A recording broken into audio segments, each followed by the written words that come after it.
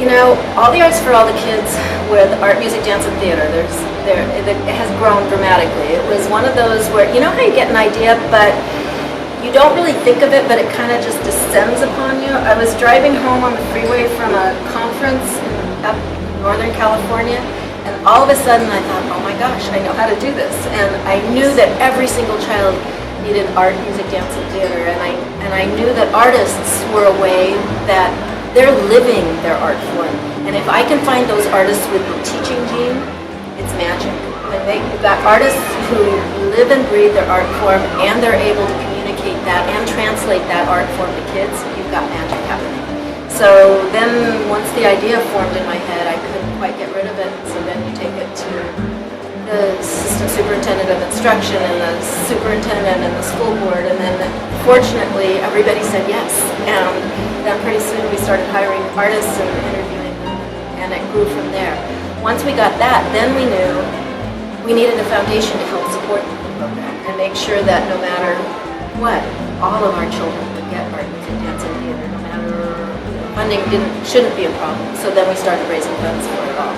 And then once that happened, then we started growing the program, and we got things like the Creativity Center, which is so fun. And so right now it's just a field trip. The foundation pays for the field trip, and we have kids, we tie it to curricular areas, and then we find great artists who teach it. So it's very fun. We have one room here, and we're going to have 4 exhibits. We've got another room at another school where we've got a color, shapes, and numbers exhibit for younger kids, and we've got a clay lab, and it's sort of grown from there. One of the goals, one of our passionate beliefs in the organization and all the wonderful teachers that we have teaching in it is that creativity is taught through the arts. It's the through line across subject areas. And creativity is like a muscle that once you figure out how to make it work, you can really use it and apply it in other subject areas. So not only do we teach arts skills, but we also really emphasize creativity and having the kids nurture that and develop that creativity, whether it's in art, music, dance, or theater, or filmmaking, and learning by doing and exploring. So it's a hands-on, active way of engaging children and capturing them in the world of education.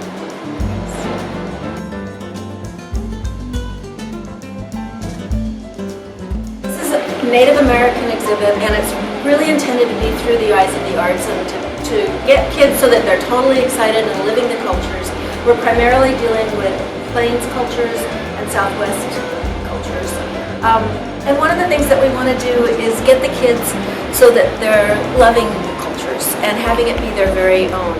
We've got a real buffalo skin drum, and we teach the kids a very, very simple, basic dance. When you're dancing the dance of a people, you can't help but love them and feel them and be part of that world.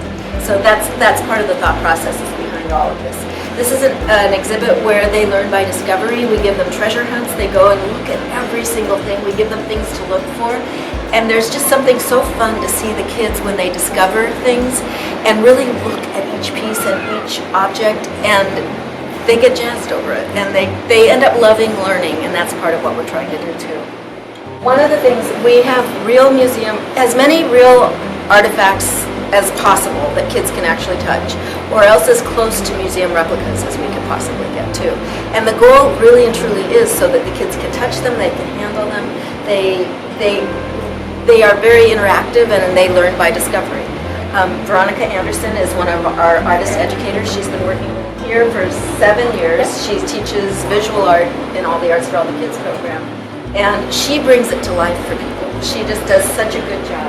So I'll let you take it from there, and you can kind of give a rundown of what you do and what you work with the kids. Absolutely. I break them into 4 different groups. They have a treasure hunt, and so they're really interacting with the entire space. They also do a weaving, and so we have some beautiful Navajo rugs over here in this section. Also the Navajo dye chart, so they learn how the colors were created, how the actual yarn is created as well. We give them a loom that they're able to go home with and finish up their weaving. So here's a little example. So they do a weaving over in this section. This is also part of the treasure hunt as well. So this entire room is working all at one time. They do corn grinding, which I found out is a chore of 10-year-olds, especially for the Hopi But Native these are, Americans. and one of the things that's really cool about these, and we'll just do point counterpoint. Okay, is okay. These are actually real authentic grinding stones. So we've got them through, to the best of our knowledge, they're real authentic grinding stones. And the kids actually really enjoy grinding the corn, you know, they're a part of it. And yeah, so while they're in this space, it is hands-on, but they also treat this area like a museum. I do welcome the kids to pick up and investigate any of the items on the lower shelf, as well as the black volcanic glass, which they are happy to tell me is obsidian. And part of the treasure hunt, they're not just finding these objects, they're also drawing some of the objects they're finding. So I really appreciate the arts through the Native Americans as well. So they're kind of drawing some of their favorite items. I believe this rattle is drawn often. Same with this bear claw, which is a symbol for a good omen. In the Plains tradition, absolutely every piece of the animal that they killed was used. It was either eaten or they saved it and made clothing out of it. And yet they did it with artwork. They did it with artistry. They beaded it so that they were all beautiful. And you look at the patterns that they do, and there's a whole thing about symbology within the patterns.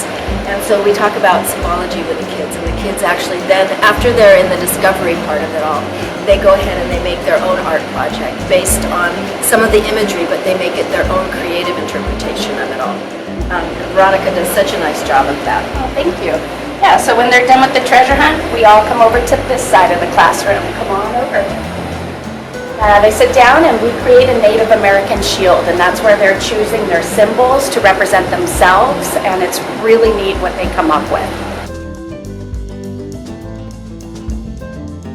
Part of the thought process behind all of it is to fill their visual image bank with the imagery of a culture and of a people, and just to have it become something that's other than popular culture, and so that they get some ideas as to how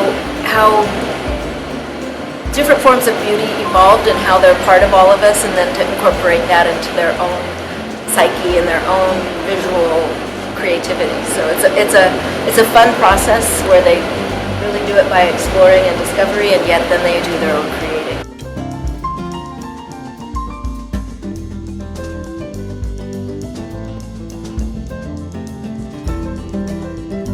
I love when the kids come into this space, I literally hear them say, oh, you know, they're surprised by the room itself. And then when I tell them what they are in store, like what is in store for them, the drumming, the corn grinding, the weaving, the treasure hunt, I mean, you can just see them get so excited. And then I tell them we all get together to create Native American shields, and shields are worn like a necklace. It's just so neat to see their minds kind of, they were surprised. They were thinking of a knight in shining armor.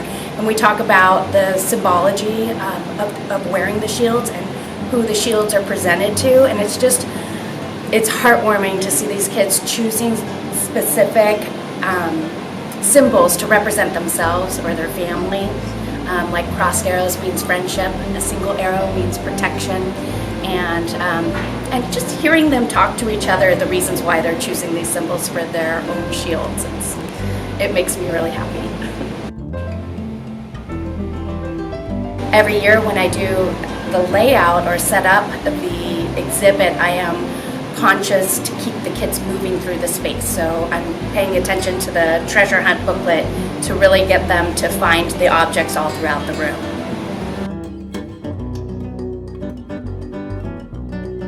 The kids are always asking at the end of the weaving that they're doing, I mean, they really get jazzed, how to take it off of the loom. And then when I tell them, hey, you can make your own loom, and I'll show them like a poster size board, and I tell them about cutting the slats at the top and the bottom and creating the warp, they are so excited. And the next year when they come back for ancient Greece, or when they come back to this space for 6th grade, I have so many kids tell me, I went home and I did a larger weaving. I weaved a cape for my dog. I weaved a little rug for my Barbies, you know. So I love that they come back like a year later and tell me what they have created, what they learned in this space when they were in 5th grade.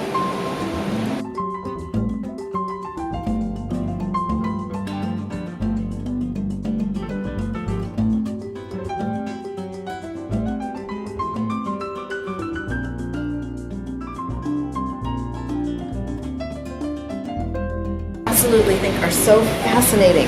And the kids get to hold them and really, I mean, how cool is that to actually have real artifacts in your hands that you get to touch and hold? Really, they're in this space, they're hearing, they're creating, they're treasure hunting. I mean, they're very active in the whole room. And they're dancing and drumming.